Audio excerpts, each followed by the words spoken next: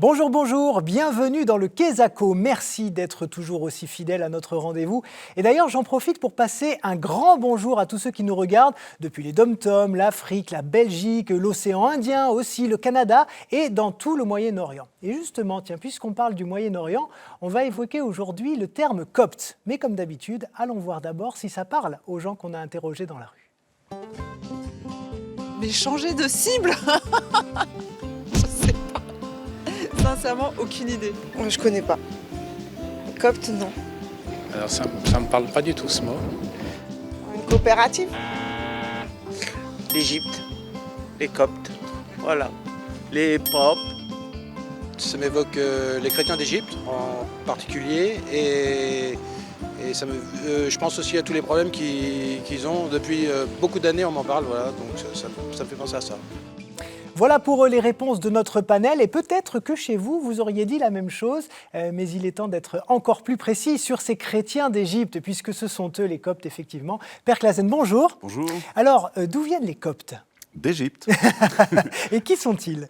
Alors, ce sont les chrétiens qui vivent en Égypte depuis que Saint Marc, quand même, les a évangélisés. Donc, ils en sont très fiers. C'est une des premières églises. Et alors, cette église copte est aussi appelée église des martyrs. Pourquoi? Alors, parce qu'elle a été particulièrement persécutée par Dioclétien au IIIe siècle.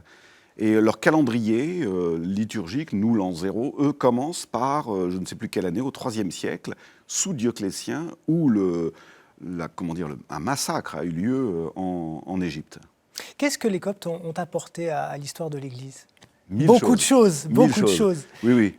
Alors on leur doit, entre autres, l'idée de l'université, appelée didescalée, c'est-à-dire l'enseignement, l'université chrétienne, une sorte de formation, de catéchisme supérieur, travail de l'intelligence, attention à l'écriture sainte.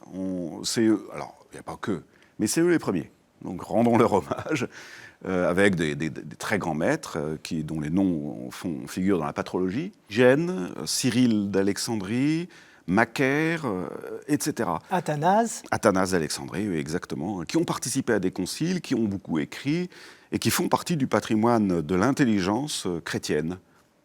Ensuite, on leur doit le monachisme. Alors, pas eux uniquement, mais quand même. Alors, qu'est-ce que c'est que le monachisme exactement? Ce sont l'invention des moines.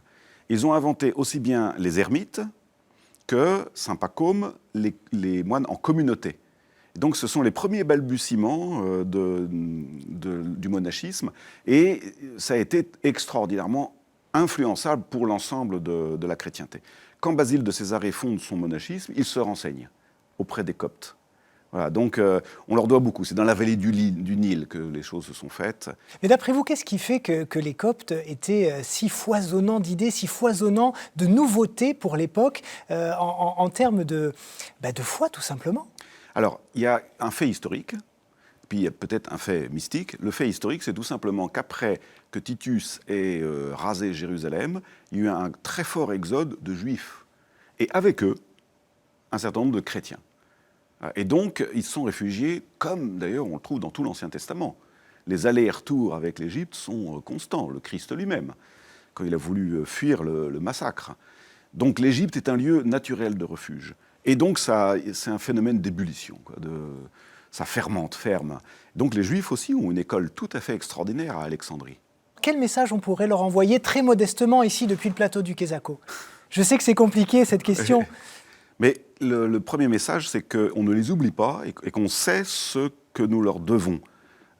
Et exprimer de la gratitude pour cette terre qui a fécondé le christianisme, qui a été fécondée par la foi, mais qui a fécondé le christianisme. Eh bien, merci beaucoup au Père Claazen de nous avoir fait voyager comme ça, à la fois en Égypte, mais aussi au tout début du christianisme. Et on salue encore une fois très très chaleureusement tous les Coptes qui nous regardent aujourd'hui. Merci à vous d'avoir suivi cette émission et à très vite sur KTO. Ciao.